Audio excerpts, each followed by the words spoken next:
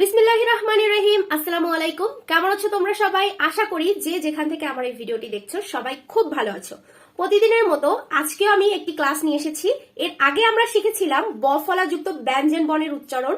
আজকে আমরা শিখবো ব ফলাযুক্ত শব্দের উচ্চারণ। কি কি শব্দ পেতে পারি ব ফলা দিয়ে আজকে ক্লাসে আমরা সেটা জানবো। তো এর আগে প্রতিদিনের মতো একটু কথা বলে দিচ্ছি, যারা আমার চ্যানেলে নতুন তারা অবশ্যই আমার চ্যানেলে ভিজিট করো এবং সাবস্ক্রাইব করে দিও এবং ভিডিওতে একটি লাইক দিয়ে দিও, কারণ তোমাদের জন্য এত কষ্ট করছি, একটা সাবস্ক্রাইব লাইক তো পেতেই পারি। প্লিজ চ্যানেলটি সাবস্ক্রাইব করে দিও। তো আর কথা বাড়াবো না, আমরা মূল ক্লাসে চলে যাচ্ছি। তো দেখো এখানে ফার্স্ট শব্দ হচ্ছে জ্বর। জয় বফলা র, জ্বর। ঠিক আছে, তো আমরা লিখছি, দেখো জয় বফলা জ র, জ্বর। ঠিক আছে, নেক্সট রয়েছে দেখো ত্বক। ত্বক, তয়ব ত্বক, আগে আমরা জেনেছিলাম তয়ব ত ক, ত্বক। ঠিক আছে, তাহলে লিখছি দেখো তয়ব ত ক, ত্বক। ঠিক আছে, নেক্সট রয়েছে দেখো জিহ্বা। জিহ্বা, এর আগে আমি বলেছিলাম যে বফলার উচ্চারণটা কিন্তু অনেক সহজ। দেখো এখানে কিন্তু জিহ্বা, বটা দুইবার উচ্চারণ হচ্ছে, জিহ্বা। ঠিক আছে, তো লিখছি দেখো জয় রসিকারে জি, হ যুক্ত ব। ঠিক আছে, আকার, জিহ্বা। দেন রয়েছে স্বর। স্বর, দেখো স্বর বানানটা সযুক্ত ব, এখানে কিন্তু কোনো বয়ের উচ্চারণটা হচ্ছে না, সযুক্ত ব স। ঠিক আছে, আর র। ঠিক আছে, স্বর। দেন রয়েছে বিশ্ব। বিশ্ব, স্বরটা ডাবল উচ্চারণ হচ্ছে, বিশ্ব। তো লিখছি দেখো বয়ের শিকারে বি, তালব্য সযুক্ত ব, বিশ্ব। ডাবল উচ্চারণ হচ্ছে, স্বর উচ্চারণ, তাই না? দেন রয়েছে দেখো পক্ক। এটা আমরা কখনো পক্ব বলবো না, অনেকেই কিন্তু বলতে পারে, বাট এটার উচ্চারণ কিন্তু পক্ক, ডাবল উচ্চারণ হবে কয়ের। দেখো প ক যুক্ত ব, পক্ক। ঠিক আছে, নট পকব, এটা কিন্তু পক্ক। দেন রয়েছে অশ্ব। অশ্ব বলবো নো, এখানে কিন্তু ব ফলার উচ্চারণ শিখছি আমরা, বাট এখানে কিন্তু বয়ের কোনো অস্তিত্ব নেই। ঠিক আছে, অশ্ব মানে ব ফলাটা যার সাথে সংযুক্ত থাকবে সেই বর্ণটা ডাবল উচ্চারণ হবে। ঠিক আছে, তাহলে কি হলো অশ্ব। ঠিক আছে, দেখো বানানটা দেখে নাও, স্বরে অ, তালব্য স যুক্ত ব, অশ্ব। ঠিক আছে, দেন রয়েছে ধ্বংস। ধ্বংস, ঠিক আছে, ধযুক্ত ব অনুস্বার স, ধ্বংস। দেখো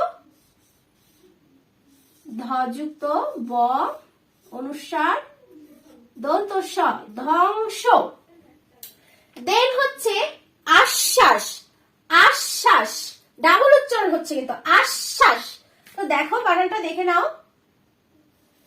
আশ্বাস, স্বরে আ, তালব্য সযুক্ত ব, আকার স, দন্ত স, আশ্বাস। ঠিক আছে, আশ্বাস। দেন রয়েছে বিশ্বাস। বিশ্বাস বানানটা দেখে নাও, বয়ের শিকারে বি, তালব্য সযুক্ত ব ফলায় আকার, দন্ত স, বিশ্বাস। ঠিক আছে, ডাবল উচ্চারণ হচ্ছে কিন্তু। তো দেন রয়েছে বিদ্যান। বিদ্যান বানানটা দেখে নাও, বয়ের শিকারে বি, দযুক্ত বয়ে আকার ন, বিদ্যান। দেখো বিদ্যান, বয়ের শিকারে বি, দযুক্ত ব ফলায় আকার ন, বিদ্যান। ডাবল উচ্চারণ হচ্ছে না এই যুক্ত বর্ণটি।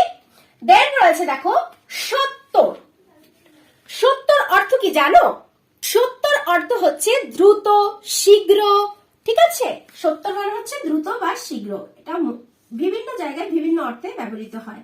দেখো স তয় বযুক্ত ত র, সত্তর। ঠিক আছে, সত্তর।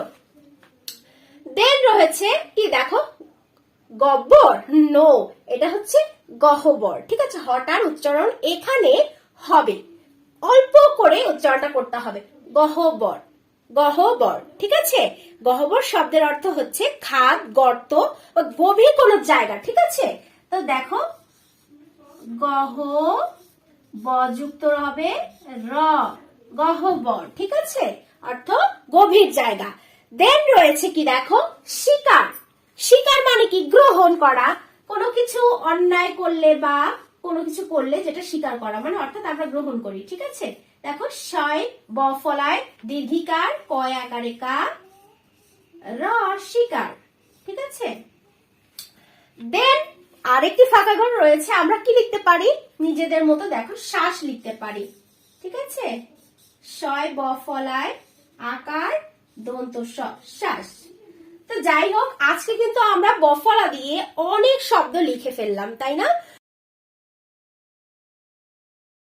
তো আজকে যে আমরা মফলা যুক্ত শব্দ গঠন করব, এটা আমি পার্ট বাই পার্ট করে নিয়েছি তোমাদের বোঝার সুবিধার্থে। দেখো, মফলা যেমন আমরা বর্ণে খুব ইজিলি ভাবে উচ্চারণ করেছি, বাট শব্দে যখন আমরা এটা শিখতে যাব, প্রয়োগ করতে যাব, এর উচ্চারণ কিন্তু সম্পূর্ণভাবে ভিন্ন। এই মফলার উচ্চারণটি ফলার মধ্যে সব থেকে কঠিন। কঠিন বলতে কিছুই হয় না, যদি তোমরা মনোযোগ দিয়ে ক্লাসটি করো, অবশ্যই আমার বিশ্বাস তোমরা সবাই খুব ইজি ভাবে নেক্সট টাইমে এটা আর ভুলবে না, খুব ইজি হয়ে যাবে তোমাদের কাছে। আমি ভাগ ভাগ করে নিয়েছি। প্রথমে আমরা শিখব এই যে কয়েকটি বানান রয়েছে, এই বানানগুলোর উচ্চারণগুলো সম্পূর্ণ আলাদা।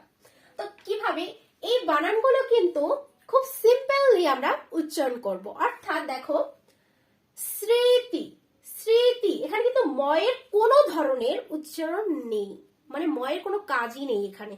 জাস্ট যে বর্ণের সাথে ম রয়েছে সেই বর্ণটি উচ্চারণ হবে, ম নয়। স্মৃতি হয়েছে কি ময়ের উচ্চারণ? এটা কিন্তু অনেক শিক্ষিত লোক স্মৃতিও বলতে পারে, বাট এটা কখনোই স্মৃতি হবে না। আমরা কি উচ্চারণ এরকম ভাবে কখনো করি?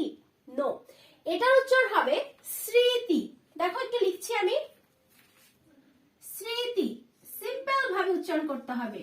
সযুক্ত ম ফলায় রিকার, তয় রসিকারে তি, স্মৃতি। ঠিক আছে, দেন দেখো এটা কি বলবো আমরা, বাগ্মি বলবো? নো, এটা হচ্ছে বাগি। ঠিক আছে, জাস্ট সিম্পলি ভাবে উচ্চারণ করো, বাগি। বাগি শব্দের অর্থ হচ্ছে ভাষণে যে পটু। ঠিক আছে, বক্তৃতায় যে পটু, তাকে বলা হয় বাগি। ঠিক আছে, তো দেখো উচ্চারণটা দেখে নাও, বা বয়াকারে বা, গযুক্ত ময়ে দীর্ঘিকার। ঠিক আছে, বাগি, ভাষণে যে পটু। ঠিক আছে, তো দেখতে পেলে এখানেও কিন্তু ময়ের কোনো ধরনের কাজ নেই, বাট সিম্পলি আমরা উচ্চারণ করব বাগি। স্মৃতি। দেন রয়েছে দেখো স্মরণ, স্মরণ। তো এখানেও কিন্তু ময়ের কোনো জায়গা নেই, তাই না? তো দেখো আমি পার্ট বাই পার্ট লিখছি, একটু দেখে নাও। স্মরণ, সযুক্ত মফলা কিন্তু রয়েছে, বাট এর উচ্চারণ কিন্তু নেই, তাই না? স্মরণ। তো দেখো নেক্সটে কি রয়েছে, স্মারক। মফলা রয়েছে, বাট এর উচ্চারণ কিন্তু নেই, উজ্জ রয়েছে। স্মারক, দেখো বানানটা দেখে নাও, শয় মফলায় আকার র ক, স্মারক। ঠিক না, স্মারক। দেন রয়েছে কি, সিম্পল উচ্চারণটা করো, শ্মশান। শয় মফলার কোনো ধরনের উচ্চারণ নেই ময়ের, তাই না? তো দেখো শ্মশান, শ্মশানটা লিখছি, তালব্য শয় মফলা শয় আকারে সা ন, শ্মশান। ঠিক আছে, দেখো এই যে পার্টটা, অর্থাৎ এটাকে আমি সিম্পল লিখে দিলাম এখানে, জাস্ট শর্টকাট। ঠিক আছে, সিম্পল, এটা বুঝে নিও। এটা কিন্তু আমরা সিম্পলি ভাবে জাস্ট উচ্চারণ করব। ঠিক আছে, এখানে কোনো মফলার উচ্চারণ হবে না, একদমই হবে না। দেন পরের পার্টে আমি রেখেছি, দেখো এখানে যে মফলা যুক্ত শব্দগুলো রয়েছে প্রত্যেকটাই কিন্তু ডাবল ডাবল ভাবে, অর্থাৎ যে বর্ণের সাথে মফলা যুক্ত রয়েছে সেই বর্ণটি ডাবল ভাবে উচ্চারণ হবে।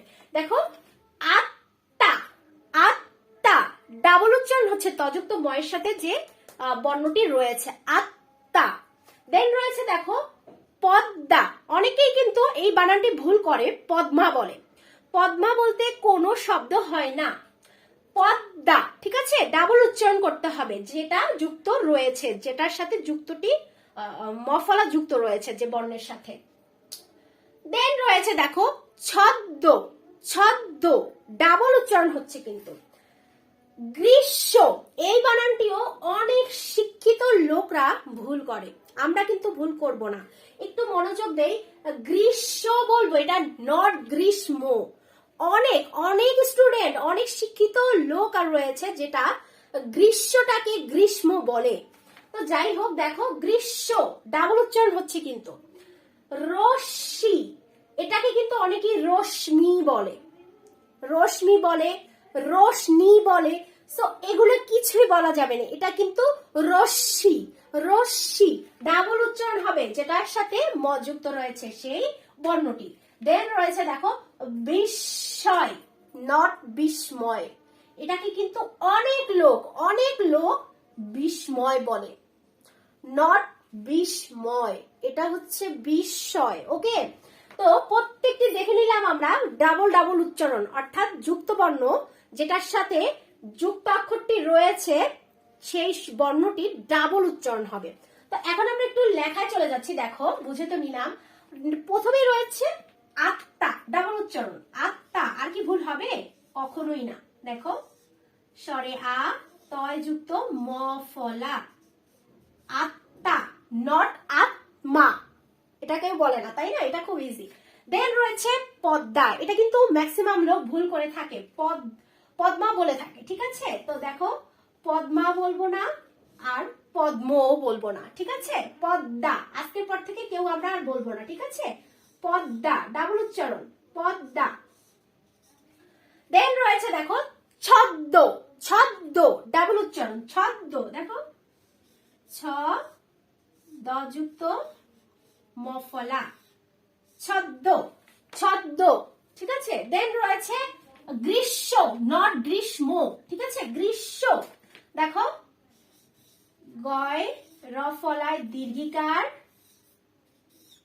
মূর্ধন্য শয়ে ম ফলা, গ্রীষ্ম, গ্রীষ্ম।